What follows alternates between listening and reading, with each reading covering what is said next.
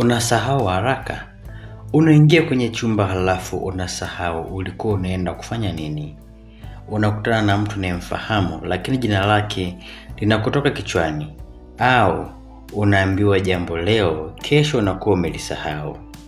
Kabla hujaanza kuogopa, ni muhimu kufahamu kwamba kusahau mara moja kunaweza kumtokea mtu yoyote. Lakini kuna mambo mbalimbali yanayoweza kuathiri kumbukumbu na utendaji wa ubongo, ikiwemo usingizi, msongo wa mawazo, umri, baadhi ya magonjwa, dawa na pia mtindo wa maisha. Na miongoni mwa mambo hayo ni chakula tunachokula. Ubongo unahitaji virutubisho mbalimbali ili kufanya kazi zake vizuri. Kwa hiyo, leo nitakuletea vyakula 10 ambavyo vina virutubisho vinavyoweza kusaidia afya ya ubongo, kumbukumbu na utendaji wa mwili. Lakini kumbuka, hakuna chakula cha miujiza kinachoweza kutibu tatizo la kumbukumbu. Lishe bora inapaswa kuwa sehemu ya maisha yenye afya kwa ujumla. Kama unapenda mada za afya, ni kuombe bonyeza alama subscribe kisha kengele pembeni yake. Namba 1, samaki wenye mafuta. Chakula cha kwanza ni samaki wenye mafuta, kama dagaa, sardine au aina nyingine ya samaki wenye mafuta. Samaki hawa wana omega 3 ambayo ni sehemu muhimu ya muundo wa seli za ubongo na ina nafasi katika utendaji wa mfumo wa neva. Omega 3 pia huhusishwa na afya ya moyo na mishipa ya damu, ambayo ni muhimu kwa sababu ubongo unahitaji mtiririko mzuri wa damu. Kwa hiyo, kama unapenda samaki, usiwaone kama chakula cha kawaida tu, wanaweza kuwa sehemu muhimu ya lishe yenye afya kwa ubongo. Namba 2 ni mayai. Chakula cha pili ni mayai. Mayai yana virutubisho mbalimbali ikiwemo choline na vitamini B12 na selenium.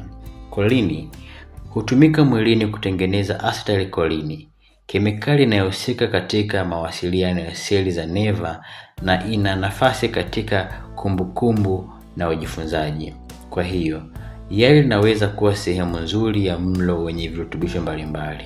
Unaweza kula yai lililochemshwa au lililotayarishwa kwa kiasi kidogo cha mafuta.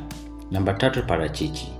Parachichi ni chakula kingine kizuri cha kuzingatia. Lina mafuta yasiyojaa pamoja na vitamini E, folate na virutubisho vingine. Mafuta yenye afya yanaweza kusaidia lishe inayolenga afya ya moyo na mishipa ya damu. Na afya ya mishipa ya damu ina umuhimu pia katika afya ya ubongo.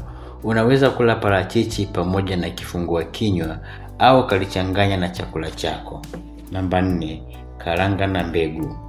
Karanga, njugu na mbegu kama mboga za maboga au alizeti na ufuta zina mafuta yenye afya ya vitamini E, magnesium na virutubisho vingine. Vitamini E ni antioxidant inayosaidia kulinda seli dhidi ya oxidative stress. Hata hivyo, kwa kuwa karanga zina nishati nyingi, ni vizuri kula kiasi kinachofaa. Pia, ni bora kuchagua karanga zenye chumvi kidogo na kuepuka zile zenye sukari nyingi.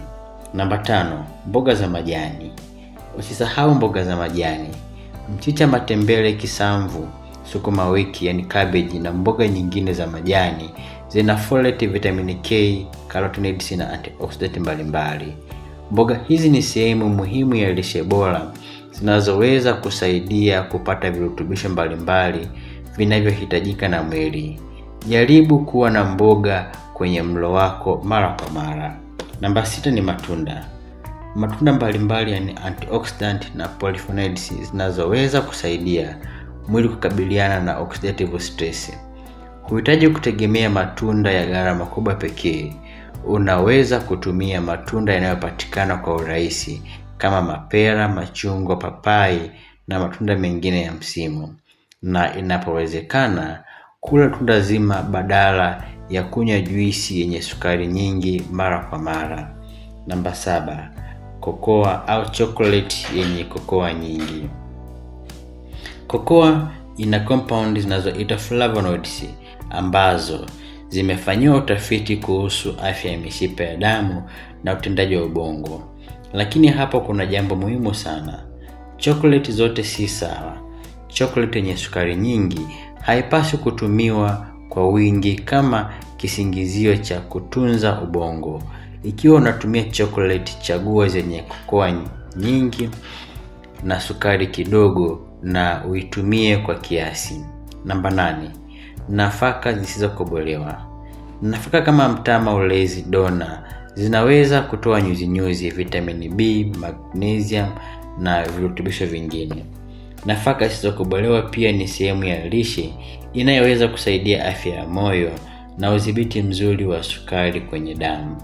Nakumbuka, afya ya moyo na mishipa ya damu ina uhusiano mkubwa na afya ya ubongo. Kwa hiyo, usitegemee vyakula vilivyosindikwa sana kila siku. Namba 9, mafuta yasiyoshiba, yani yasiyojaa. Mafuta yenye mafuta yasiyoshiba kama olive oil yanaweza kuwa sehemu ya lishe yenye afya. Mafuta haya yanaweza kusaidia katika mpango wa lishe unaolenga afya ya moyo na mishipa ya damu. Lakini hata mafuta yenye afya yana kalori nyingi, hivyo kiasi ni muhimu. Namba 10, maharage na mikunde.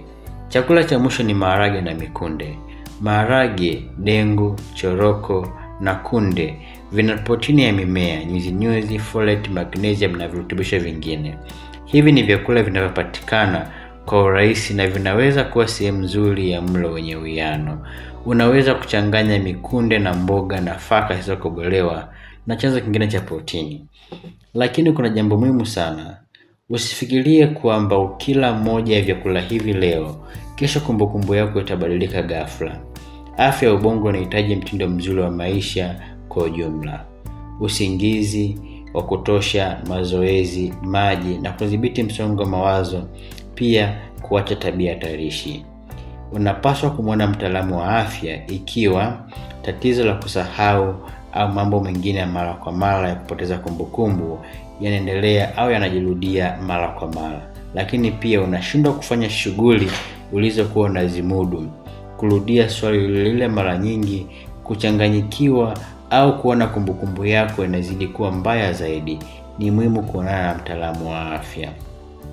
Kwa hiyo, kama unataka kutunza ubongo wako, anza na lishe yenye uwiano: samaki, mayai, parachichi, karanga na mbegu, mboga za majani, matunda, kokoa, nafaka, mafuta yenye afya, maharage. Lakini kumbuka, usingizi mzuri, mazoezi, maji ya kutosha, kudhibiti msongo wa mawazo na kutunza afya ya moyo ni muhimu kwa afya. Niambie, katika vyakula hivi 10, wewe unakula kipi mara nyingi zaidi ili kutunza afya yako ya ubongo na akili? Niandikie kwenye sehemu ya maoni. Nikutakie siku njema na Mungu akubariki.